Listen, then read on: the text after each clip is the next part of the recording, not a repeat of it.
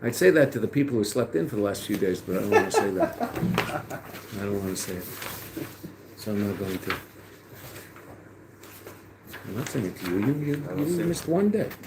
And so there's people who, I was wondering whether they're still part of the class. Okay. In this, yeah, only one. Yeah. Okay. So we started Bosi legani, Tafshin Yud, yesterday. Bosi legani achoisi kalo. So what did the Rebbe teach us? We learned the first half of the first page. We learned a little further than that. We learned the first half of the first page, which is the headline of the Maimer. That it does not mean I am coming to my garden. It means I'm coming back to my garden. Why? Because that's where I was. That's where I was originally. I just want to make sure I'm not standing on my head here. 1 second. There we go. Oh, now I'm not standing on my head. Fine. I've come back to my garden because there was the Iker Shechina B'Tachtenim Haisa, the most powerful revelation of godliness was in the lower realms at the time of the creation of the world. 20 generations through 7 acts that were not particularly positive brought about a situation where godliness was, so to speak, pushed out of the world, meaning the world became a place where it was much more difficult to be sensitive to God's presence in the world. It doesn't mean he left the world, because if he left the world, there's no world. Right? What were those 7 generations? Avram Yitzchak. Yeah. Right? No, that's going to be bringing them back. What are the 7 generations? First, we have to talk about the negative. We'll get to the positive. Adam and Chava eating lunch in Gan Eden. Okay. Cain, right? Hevel didn't do anything. All he did was die. Cain killed his brother, right? Third one mentioned in the Maimer. 4 mentioned in the Maimer. Then we have to remember the other 3. People who wrote them down will. People who didn't won't. Right? What was the third? Wasn't Enosh? Enosh, right? First person who worshipped idols. Then it's in the Maimer. This is one of the. See, I don't usually say this in the Chassidus. You don't have to think. You just have to read. I say that in Gemara all the time, but I don't usually say it in Chassidus. But here you just have to read. You don't have to think. No. 4th one in the Maimer.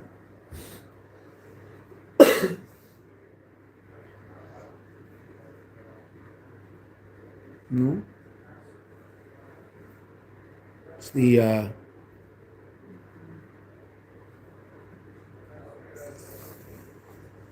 fourth line, end of the 4th line in the Maimer, right at the beginning.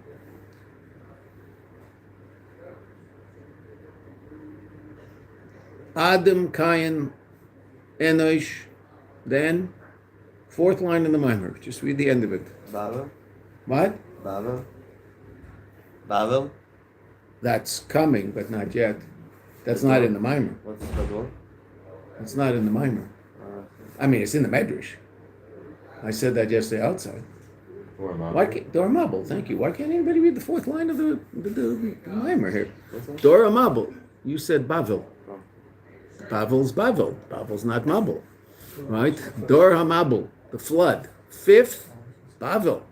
Right? Migdal Bavel, Dor HaFloga, the people who built the Tower of Babel, they just babbled away. They wanted their one language. They wanted to babble away in one language.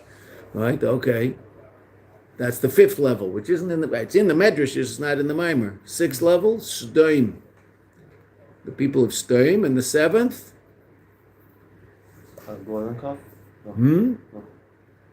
The guess is not a trick. Either we know it or we don't know it. It's in a Medrash. I said it yesterday.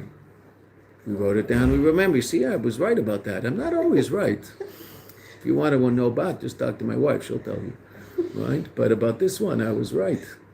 Mitzrim, the Egyptians of Avram Avinu, not the Egyptians of Moshe Rabbeinu, but the Egyptians of Avram Avinu. Those are the 7 generations that pushed godliness out of the world. Now, it took 20 generations, because the Sdoim and the Mitzrim are the 20th generation. Avram Avinu is the 20th generation of the world. 10 till Noach, 10 till Avram. Right? Then there are 7 generations that brought godliness back into the world. Avram, Yitzchak, Yaakov. Then Levi, Kahas, Amram. That's Amnon. Amram. It's all right. Close enough. Right? Amram and Moshe, Shua Shvi, V'kol Shvi Chavivin. And where's the Iker revelation of of Shechina in the world? Oh, that's what you would think, but that's not what the Mimer says. It's always a problem, you know. These Mimer actually say something, so I can't just throw stuff out because then I end up. Beis HaMikdash, thank you very much. Beis HaMikdash. Right, it says in the Mimer. Right, Beis HaMikdash. Dafka, the Iker was up. We talked about that a little bit yesterday. That the why the Rebbe Dafka says the Iker is in the Beis HaMikdash. Right, the Mimer. This year's Mimer, we mentioned, this year's Mimer, these are the two Mimer of this year are Tafshin Chav Vav and Tafshin Mem Vav, and I explained that yesterday, and I want to explain it again today. Those two Mimer, so Tafshin Mem Vav, the Rebbe talks about that line, Iker Shechina was in the Dafka in the Beis HaMikdash and not Matan Torah, even though obviously there was a very powerful revelation of Matan Torah, and the Rebbe explains how the revelation of Matan Torah also must have been similar to the revelation in Mikdash on a certain level, but Lamaisa, the Iker was in Beis HaMikdash. The advantage of Beis HaMikdash, well, first of all, it lasted. Right? Matan Torah was momentary. And as we said yesterday, the advantage of Mikdash is it's within the context of created reality as opposed to completely nullifying created reality temporarily. Okay, so then the Rebbe said the Inyan is what? We started that's after the headline of the Mimer ends with those words, the Iker Shechina B'Tachtonim, Zeu Basi Legani, this is what it means, Basi Legani, about 10, 12 lines down. There's a period before it, which is unusual, right? So you can find it. Lignuni, Lamakum Shayikara B'Tchila, the place that was his original place at first, his essential place at first. The Iker Shechina B'Tachtonim, Haisa, the essence of divine presence, was in the lower realms. Okay, that's what we learned yesterday. Right now, we also went further. The ultimate purpose of the creation of the worlds, not just this world, all of reality, the highest levels of the highest worlds, which we're going to learn about, very in a very complete way in the first chapter of this Mimer, the four worlds and what they're about and what differentiates between one and the other. Right, but also even reality beyond those four worlds, the most powerful, infinite, godly light, all of that only exists because the Eibishter ultimately wants this world, and this world is the place where there's a powerful revelation of godliness. What's that called? A dir b'tachtonim, a dwelling place in the lower realms. Why did he want a dwelling place in the lower realms? Kacha. Right, that's why Chazal say nit aveh. He had a taiva for it, a level of will that can't be explained rationally, which we talked about yesterday. Right, so the nisava Kadosh Baruch Hu liyos le'yizbarach dir b'tachtonim, but the Rebbe explains what that means, and this is the last line we read yesterday. She'agilu elokus lamata, that there should be a revelation of godliness below. How? Al yedei avedus ha'adam. The taiva is not that there should be a dir b'tachtonim, because if he ever wants a dir b'tachtonim, so he can make a dir b'tachtonim, that's not hard, he can do anything he wants. He doesn't want to make a dir b'tachtonim, he wants you and I to make for him a dir b'tachtonim. How? Through our aveda. What is that aveda? Yiskafya and yisafcha. That's what we talked about yesterday at the very end, very, very quickly. We said we talk about it at greater length today. Yiskafya, subduing the Yitzhahara. Yiskafya, transforming the Nefesh Abamis. Two different levels of Aveda. Everything starts with Iskafya. There's no Ishafcha if there's not Iskafya. People would love to get to Ishafcha first. I'll just change. I'll just hang around and sooner or later I'll change. Doesn't happen. Right? How does change happen? By first doing the hard work called Iskafya, which is, the word kfiyah means to force. Right? Meaning I force myself, even though it might be against a certain aspect of my will. Obviously, it's in line with another aspect of my will, or else I wouldn't do it. Right? But I force myself to act a certain way. Right? Even though there might be part of me that would rather not do that. Right? That's usually called my nefesh habahamis. Okay, so there's a battle in conscious me as to whether or not I want to behave one way or the other. Meaning objectively, when I'm in some state of objective experience. So then I'll say, well, this is how I want to behave, this is what I want to do, this is what's real, this is what's right, this is what's true. Okay, but there might be moments of very powerful subjective experience where there's part of me that wants something that's contrary to that. Okay, what do I do in those moments? Not I, meaning I. general I. What am I? What are we all challenged to do at that moment? Overcome the negative subjective desire in line with the positive objective desire, which we have both of them. Right? There's what I understand objectively to be what's real and positive, and then now and then there will be subjective desires for things that are contrary to that, right? Which is bizarre. The Rebbe is going to explain how that works in the third chapter, because if you think about it, it's very bizarre. Right? Objectively, I know that walking into the middle of the highway at rush hour is a bad idea. But subjectively, I really want to do that. No, I don't. No, I don't. I don't want to do that because that's a ridiculous thing to do. So why is it that there's other things that I will allow my subjective desire to overcome my objective understanding of reality? Why does that happen? So that's the third chapter. Amazing chapter. But we have to get there first. But the Iskafi is not allowing that to happen. Right? Ishafcha is bringing about a situation where that subjective desire will no longer exist. Right? Now, that takes time. Can it happen? Yes, of course it can happen. Just over time, not immediately. I can't say about Ratzon, we've talked about this before many times. Ratzon is a koyach makif, right? Ratzon is and we're going to talk about it again when we get to the four worlds. Ratzon is an all-encompassing power in psychological terms, which are very helpful to understand. So this, Baruch Hashem, those Jews made up these words in Central Europe about 120 years ago, whenever they did it, right? That the subconscious reality or superconscious reality, I do not have immediate control over. What does that mean simply? I can't decide I don't want something.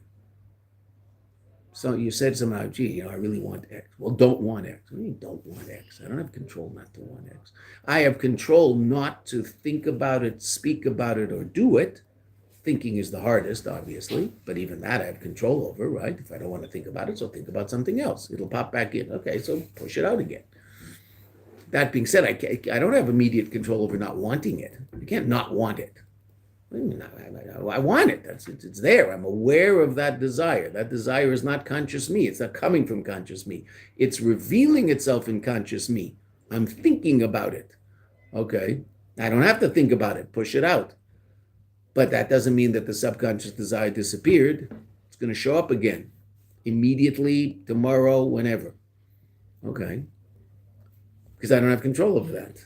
It's not conscious me. I only have immediate control over conscious me. Long-term control, I can change that desire over time. The longer I push that desire away, the weaker it will get, and sooner or later I won't have it. There are certain desires that you will never be able to push away.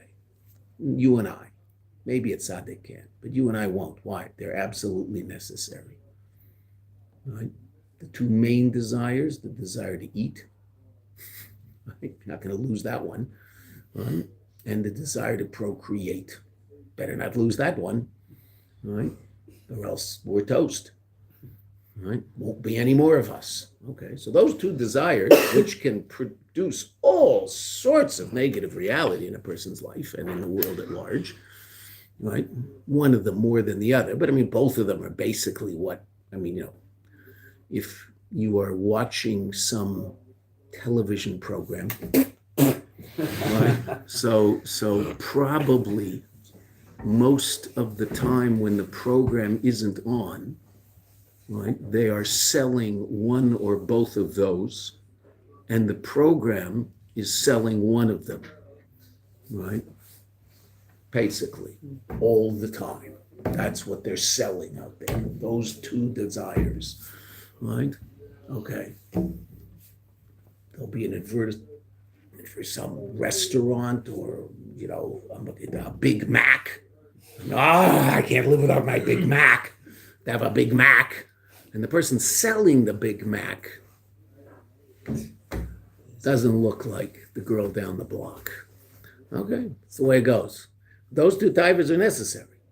Right? They just happen to also be the source of unbelievable negativity in the world, but they are also the source of unbelievable positivity in the world because people aren't alive if those things don't happen. So, right?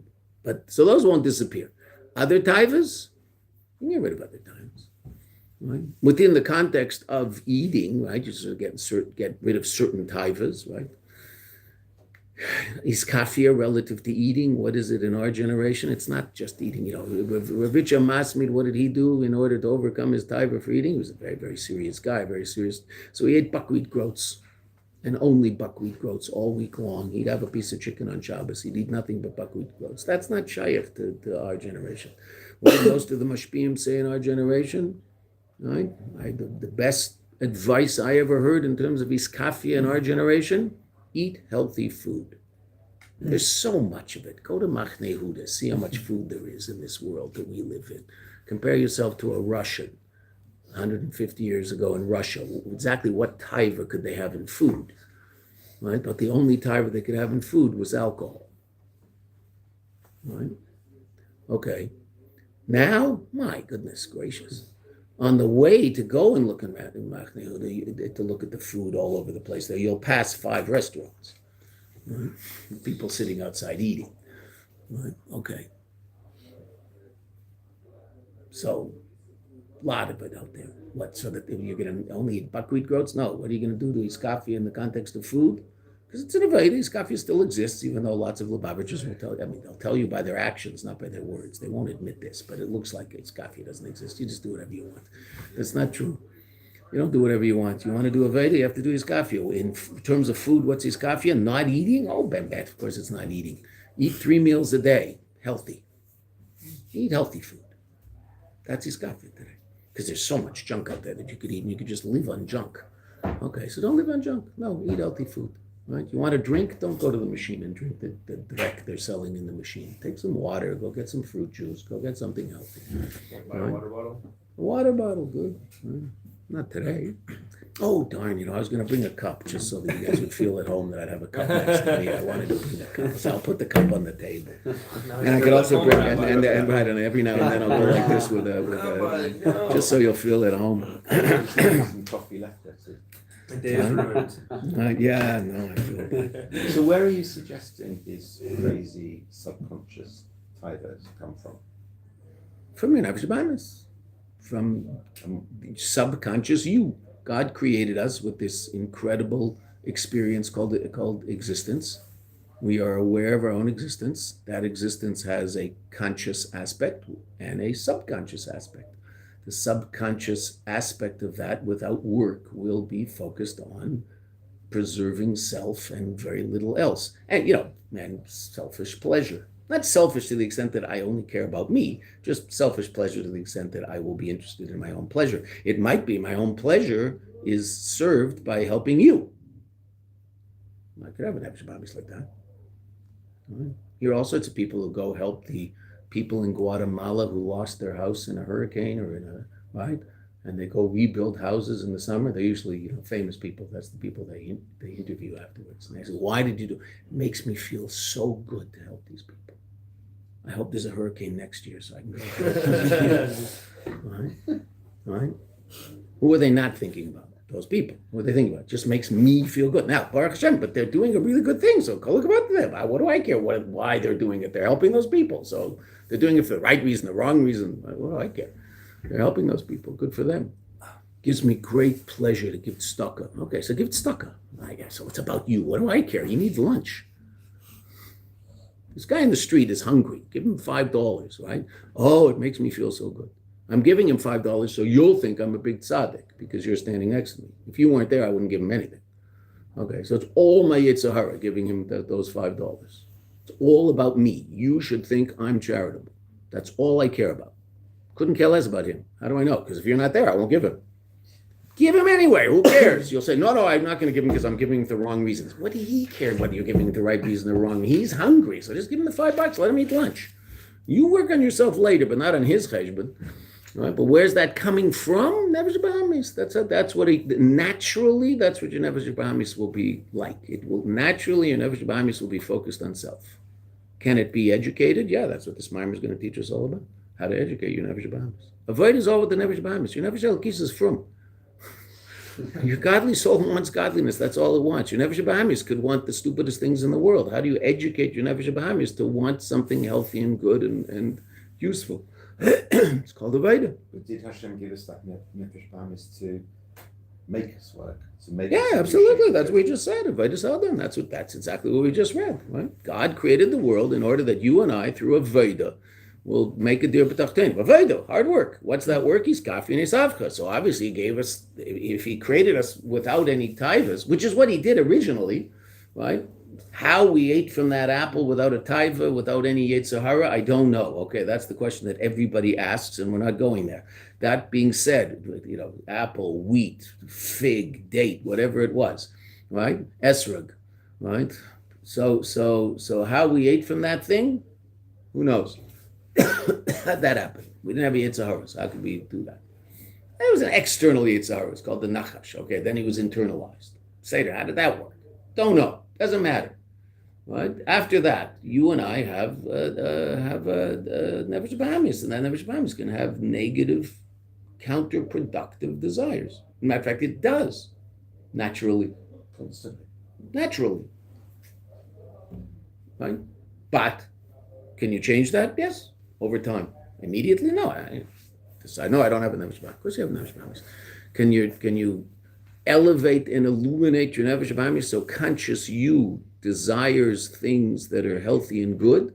Well, conscious you all made a decision to get up and learn Chassidus today. Oh, is my nefesh elokis? Your nefesh elokis can't do anything unless your nefesh bahamis agrees, because your nefesh bahamis is conscious you. That person you refer to as I, that's your nefesh bahamis. That experience you have of self, that's your nefesh bahamis. Is he always bad? Of course not. He can be wonderful. He can do all sorts of good things. He makes kiddush, he puts on tefillin every day, he davens shachris. Does he do a good job at it? Well, he does a better job at some things and a worse job at other things. He finds davening very, very hard, right? Because he doesn't really love God. So he finds it hard to sit there and say that he does. So he floats away a lot and comes back and floats away and comes back, right? If he really loved God, he'd be sitting there just, enjoying this like nothing else. But yeah, okay, does he want to love God?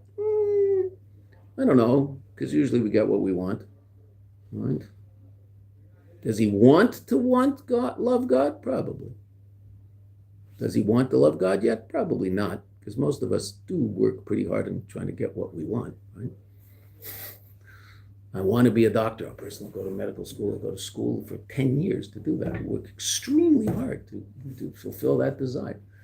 If I wanted to love God as much as I wanted to be a doctor, after 10 years, I'd figure out how to do it. Right? But maybe I want. Oh, so that's a great place to be. Baruch Hashem. The corollary of that is not to care about being distant from God. But where are you really lost? Not caring? Okay. What's really a problem? Not caring that you don't care. Ooh, that's a bad place to be. It's very hard to take someone out of that place. If they don't care, okay, but at least you can talk to them and they might care about not caring. But if they don't care about not caring, ooh, just like the positive of that is wanting to want. Do I want to love God? This isn't show and tell. Do I want to want? Yes, there's no question about that. That's why we learn Chassidus. That's why we do everything we do. Because we want to want. Hopefully we'll get to the point where we really want to. Then we'll have to do all those hard things that have to be done in order to reach that place. Because I'm willing to do hard things to get what I really want. Everybody is. Whatever that is. It could be something stupid. It can be something wonderful. Same person can have certain things they want that are stupid, but they'll work very hard to get them. They have other things that they want that are very, very, very positive and incredible. Help themselves, help a lot of people. Okay, they work very hard to get that. Never shabamis, never shalokis. Yeah, let's see. Let's see what the Rebbe says. Shegila elokus lamata alidei avedus adam alidei iskafri v'ishafra. Okay, everybody knows where we are. 1, 2, 3, 4, 5, 6, 7, 8, 9, 10, 11, 12, 13, 14, 15 lines up from the bottom of the page. Probably 16 down from the top, but I think it's closer to the bottom. Right? The neshama tered lamad. Now, that's what I was going to describe our reality. Neshama tered lamad. Our godly soul descends below. Lislavish, to be clothed. Beguf, in a body. But not just a body, also nefesh bahamis. And What's powering that body directly? Something called the Nefesh Abamis, an animal soul. I mean, the goof is alive. When the Nefesh Abamis and the Nefesh Elokis leave the body, so then it's dead. Right? I mean, what? There's still a body, just doesn't have any life in it. Right? It has existence, it doesn't have life. So the neshama comes into the body, and what does the neshama have to deal with? It has to deal with two things that might be contrary to the desires of the neshama. What's that? A body. The body's physical. And the Nefesh Abamis, which is that physical experience that you have. Vehem, and they, in concert, yalimu v'yastiru, they conceal, two different words of concealing and hiding, alor neshama, on the light of the neshama. Ubekol nevertheless, tifol and neshama, ultimately what's the neshama challenged to do? To cause, to affect a birur, a rectification, the zikuch, and purification of a guf, and Nefesh Abamis. The challenge of the neshama is to elevate and illuminate the guf and the Nefesh Abamis. But the natural state of the guf and the Nefesh Abamis is to be involved in physical reality and relate to physical reality as an end unto itself. V'gam, and also to affect and elevate chelkei ba'elam, his portion of the world, meaning that part of Elam Hazeh, in terms of those events that happen to you and those physical objects that are yours, to elevate those. Now, who can elevate your car? You. I can't. It's not my car. I don't have anything to do with it. You can elevate it. You can use it for good things. Right? Okay. Who can elevate the food in your fridge? You. I mean, I'm not eating the food in your fridge, right? You might give the food in your fridge to me, so that's elevating the food in your fridge. Okay, so now I have something to do with that food. It's now become my plate of food, so I have to elevate it my way by eating it with the proper intention. Okay, but you elevated it first by buying it and putting it in your fridge and cooking it in a way that's kosher, and then serving it to someone else in order to elevate it, or you serve it to yourself in order to use it, that energy that you get from it to serve God, etc. Okay, so you can elevate that food. Or you can just turn it into a base physical thing that, oh wow, does this taste good? Pudding with whipped cream on it with a little metal thing on top that you take off, and then you eat the pudding and the whipped cream. There's very little happening there that's got anything to do with God. You want to give it to your kid? Oh, that's a separate issue. All right? Make your kid happy? No problem. Give it to a neighbor. I don't know why you want to do that to your neighbor, but okay, but say that, but you eating it, very little positive. I'm not telling you not to eat it. I'm just saying very little positivity in that. All right? Those chocolate puddings that they put out every day here, okay, fine. But I mean, if you ever read what's in there, you'll probably say, my goodness gracious me, why don't I just take 3 teaspoons of sugar and put it in my mouth and be done? Like, why? Why? Because the chocolate tastes good. Right? Is there any redeeming value to that? I'm not telling you not to eat it. I mean, just eat it. If you have a taiva for it, eat it, get rid of it, and be done with it, as opposed to worrying about that taiva for the next 4 hours. Oh, I really want chocolate pudding, but I didn't have any. Better to just eat it and get it done with. Okay, and stop. Don't make it your whole day not eating the chocolate pudding. Right? Okay, you can't concentrate in Gemara class because you're so busy doing these copies of chocolate pudding. Just eat the chocolate pudding and be done with it. But do I have to eat the chocolate? I don't have to eat the chocolate pudding. I mean, nothing will happen if I don't eat the chocolate pudding. We don't have to discuss that this morning. Then. What? We don't have to discuss. Well, I remember this morning we're not going to eat chocolate pudding, so this is a good day to discuss it. This is all conceptual. If we were going down to breakfast, then everybody would look at the chocolate pudding. I just ruined their day. I was really looking forward to my chocolate pudding today, and now he ruined my day. What a creep. Rabbi Vichnan Sr., Olav Shalom, Rabbi Vichnan's father, told me a story.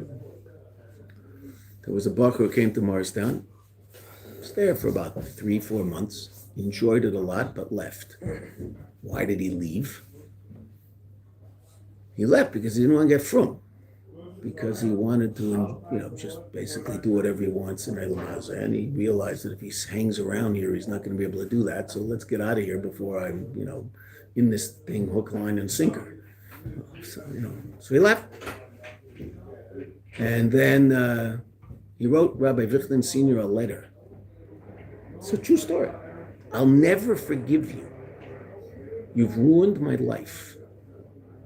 You took away all my pleasure in this world.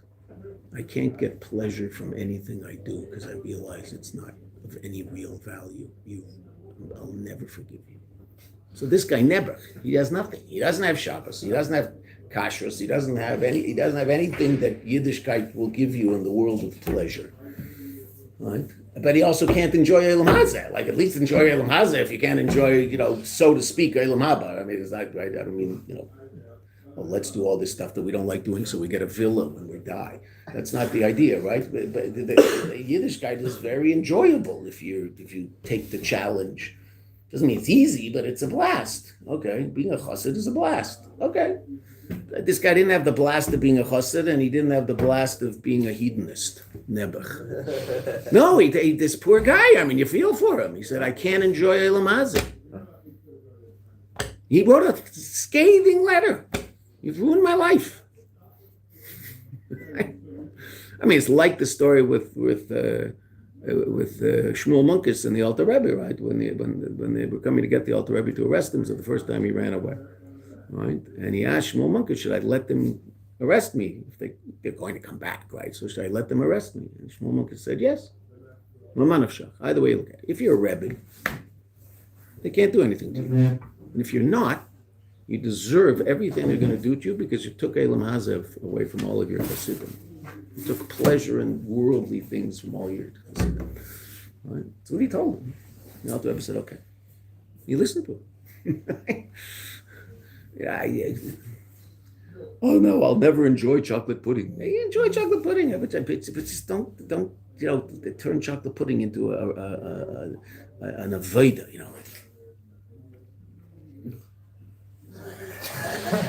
Just eat the pudding and be done. You have a taiva because you're a lowlife, okay? We're all lowlifes. Don't worry about it. Just eat the pudding and be done. Right? You're probably also one of those guys, if there's an article about Mayanot, the first thing you look for is a picture of yourself, right? You do that? Okay, don't worry about it. We all do that. You don't. You wouldn't reverse the purification or refinement? Just first say refinement and then purification? Biur is rectification. Zikuch is purification or refinement. You could biur you could define as refinement also. Zikuch means to purify. Zakech means to purify.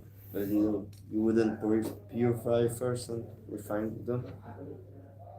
This is the right order? It's always biur and zikuch. Always, they go together. I mean, you rectify by refining. You refine by rectifying. It means that one word to take by elevate them, illuminate them, right? And Elam Hazeh, what's Elam Hazeh for the Nefesh Abamis? Men can probably relate to this, right? Elam Hazeh is a home game for the Guf and the Nefesh Abamis. When the home team scores, what happens? Shoo! 75,000 people going with sugar. Pashat. Right? When the away team scores, what happens? Don't hear anything. Right? Hockey, it's even better, right? Because it's in an enclosed place. If the away team scores in basketball, well, they're going to score 100 times. It's just it's irrelevant. You just have to score one more. But in hockey, there's a meter they won't ever score, and if they do, it actually matters. Okay, so if you're in a hockey rink and the other team scores, after you can hear the skates on the ice. It's quiet. You can hear the puck hit the back of the net. Right? It's quiet. Well, when the home team scores, they blow the roof off the place. That's Elam Hazeh. Your Nefesh Abamis gets what it wants. Wow, that tastes good. Whoa, that was good. Your Nefesh Elkis gets what it wants.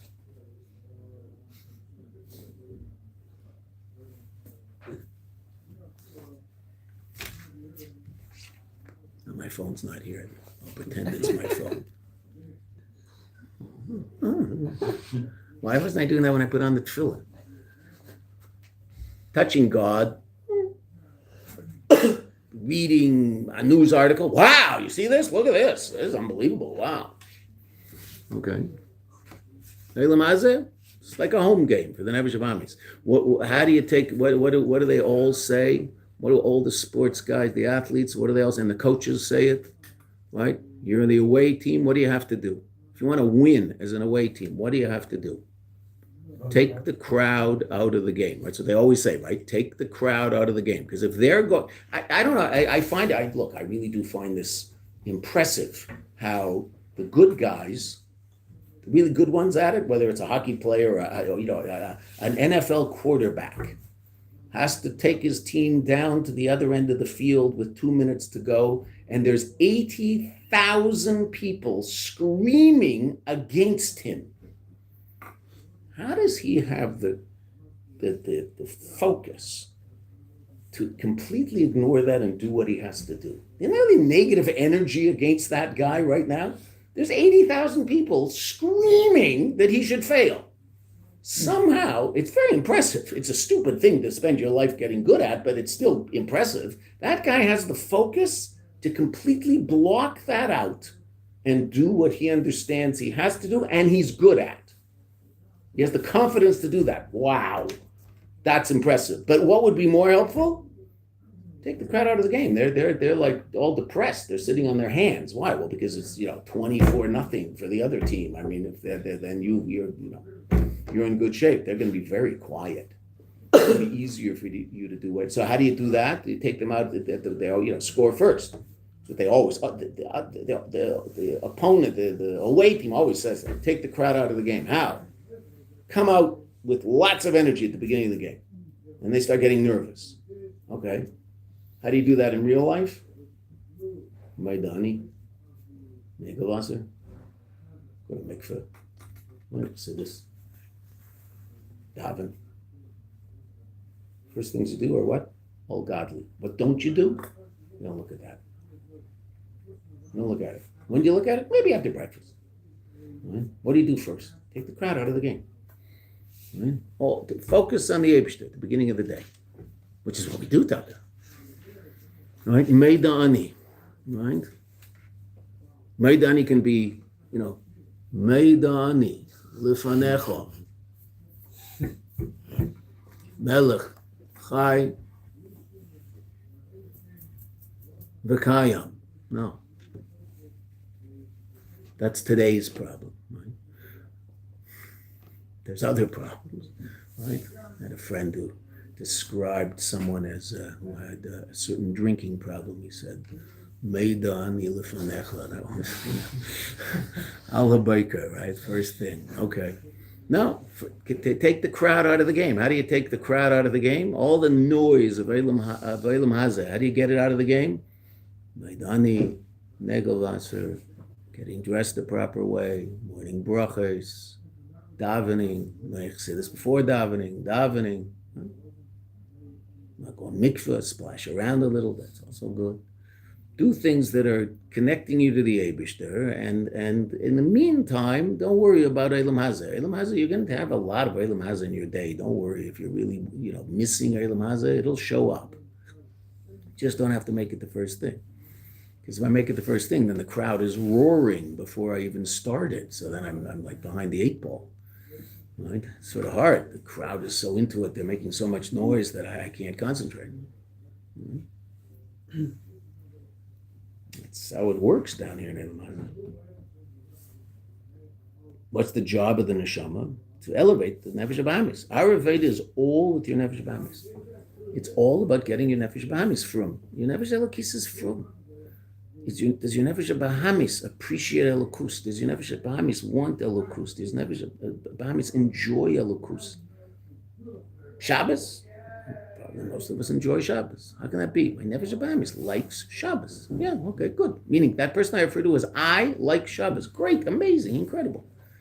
How can anybody not like Shabbos? The only people who don't like Shabbos, people who never tasted Shabbos, don't like Shabbos. If you tasted Shabbos, it's very easy for the nefesh habahamis to enjoy Shabbos because Shabbos is very enjoyable.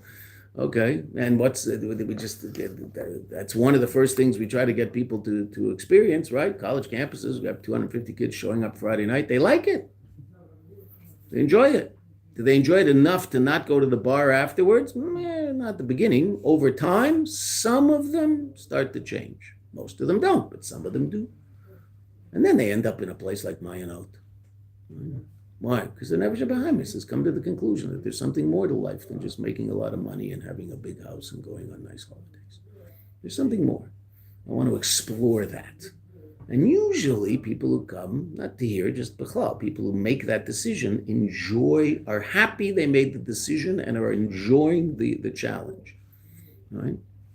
Enjoying everything about the challenge? No, there's parts of the challenge I don't enjoy, right? Everybody's like that. Do things always work my way? No, they don't always work my way. Right? Okay. But in general, is it a good thing and something that I want to continue doing and work on? Yes. People come to that conclusion. Who came to that conclusion? My Nefesh Bahamis made that conclusion. My Nefesh Elokis was there the whole time. Just couldn't get that message through to conscious me. Conscious me is my Nefesh Bahamis. And if my Nefesh Bahamis isn't interested, it won't happen. If my Nefesh Bahamis doesn't agree to get up in the morning and learn Chassidus, then I'm not going to get up in the morning and learn Chassidus. My Nefesh Elokis wants to. My Nefesh Bahamis doesn't. Okay, so I won't. Let's go a little further. And this is Pshat in Vasuli Mikdash V'Shechanti B'Seichem, which we saw earlier in the Maimon. What does it mean, Vasuli Mikdash? The Aveda of Iskafia V'Ishafcha. Connect yourself to holiness. And then what will happen? V'Shechanti B'Seichem. I will dwell in them. B'Seich kol echad ve'echad. Each and every one of us will develop a sensitivity to godliness in our conscious reality. Because I've connected myself consciously to Elokus, and I'm working on making that connection more powerful and more real and more constant. And that bears fruit. What's the Vasuli Mikdash? This is the Aveda of Birurim, rectifications. And what does that mean? Rectifying myself, elevating my Nefesh Bahamis, getting my Nefesh Bahamis to be a mensch. First, I have to sort of push my Nefesh Bahamis a certain way. Obviously, I have to come to a certain intellectual realization of what's real, right? Chochma Bina Das, and then try to internalize that so it affects my emotional reality. What's the difference between intellect and emotion? Objective, subjective, right? I have to use my objective intellect. Now, I can subjectify my intellect. That's crummy intellect.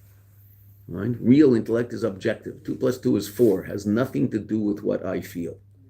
Right? It is 4. Kacha. Right? In every base above base 4. In base 4, 2 + 2 is 10. But everything else, 2 + 2 is 4. Okay? I'd like it to be 5. Good. Have a good day. Right? Go sit in your padded room and pretend that 2 + 2 is 5. It has nothing to do with reality. Okay, fine. So first I have to understand what truth is. That's the intellectual part. But then I have to internalize that into my emotional state. What's that? That's subjective me, what I feel. No, you don't really feel that. What do you mean I don't really feel that? I do feel that. Is it a proper feeling? I'm not so sure, but you can't tell me I don't feel that. I do. You shouldn't. Oh, thank you very much. Right? Okay, I'm working on that. But right now I do feel that. Good. Bad, whatever. But that's my subjective reality. Do I have control over that subjective reality? Absolutely, 100%. How do I have control? By first figuring out what objectively is true and trying to internalize that truth. How do I do that? That's called iskafia and visafcha. Once I come to an intellectual realization that something is not good for me, so if I keep doing it, I'm not going to distance that thing from me. It'll still be part of me. Even though I know intellectually that's not good for me, but as long as I keep doing it, it's going to be part of me. It's not going to disappear. It can disappear by itself. It's not going to disappear by itself. Once you're an adult, nothing disappears by yourself. When you're a child, things disappear by themselves. Desires that you had when you were 5 are no longer there. Why? Because you're 20. Right? The first 20 years, I don't know, whatever, however many years of life it is, to 15, 18, 20, whatever it is, the first chunk of life, God brings about unbelievable changes in us. Intellectual, emotional, physical change. We change in incredible ways in the first 15, 20 years of our lives. Okay. After that, basically the Abba says, okay, now it's up to you. You want to change? Make it happen. You want to be a 40-year-old who's basically has the maturity of a 20-year-old? Fine, no problem. Don't work on yourself for the next 20 years. Drink beer, burp, and try to make a lot of money, and you'll be a 40-year-old, 20-year-old. Right? You'll be a 20-year-old in a 40-year-old body. What are you going to want? Same things you wanted when you were 20. Why? You're 40. Well, because nothing happened. Right? Is that possible? Yes. Is it possible for a 20-year-old to be a 5-year-old? Well, yes, but that's incredibly tragic, and that's a serious disease, right? But a healthy 20-year-old isn't a 5-year-old. Might be an immature 20-year-old, but he's not 5, right? Might be closer to 15, okay, but he's not 5, because 5 and 20 are two completely different worlds. Who does that? God does it. You just go to sleep and wake up and go to sleep and wake up and go to sleep and wake up, and you end up in a full-grown adult with basic adult sensitivities. Okay, now what? Well, now it's all up to you. Right?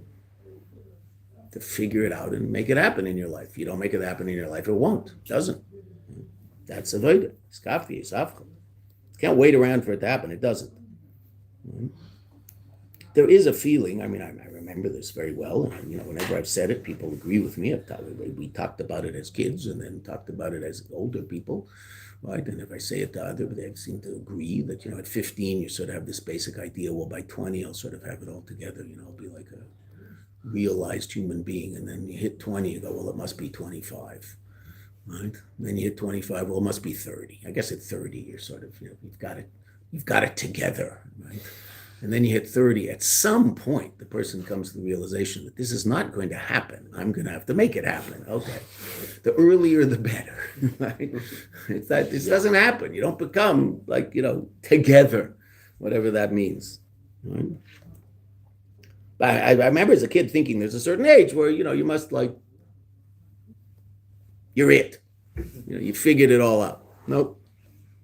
Not unless you do the work. Mm-hmm. How do we bring about that reality that God is dwelling in us, meaning our conscious reality has God bouncing around in our head? Well, we put him in there. How do we put him in there? Iskafia, Isafcha, learning chassidus, davening, verbringing, doing all these things that help us become sensitive to godliness. Now we're going to read a line. We'll discuss it tomorrow in shiur. We're just going to read the line. And the Rebbe quotes Tanya. Ukemaimer, kad iskafia sitra achra, when you subdue the sitra achra, meaning you do an act of iskafia, sitra achra is the other side, what happens? Istalik yikud dekucha brichu b'chul almin. It goes out, the glory of God in all the worlds. Now, let's just read the next line, and we'll stop, and we'll discuss it at length tomorrow, but I don't want you to have the wrong impression of what this means. There's a line in Tanya. What does it mean? Hine, mashakasu b'chul almin, that which it says in all the worlds. That's not the address where you reveal the light. Simple pshat of this, you say, if you do iskafia, you will reveal godliness in all the worlds.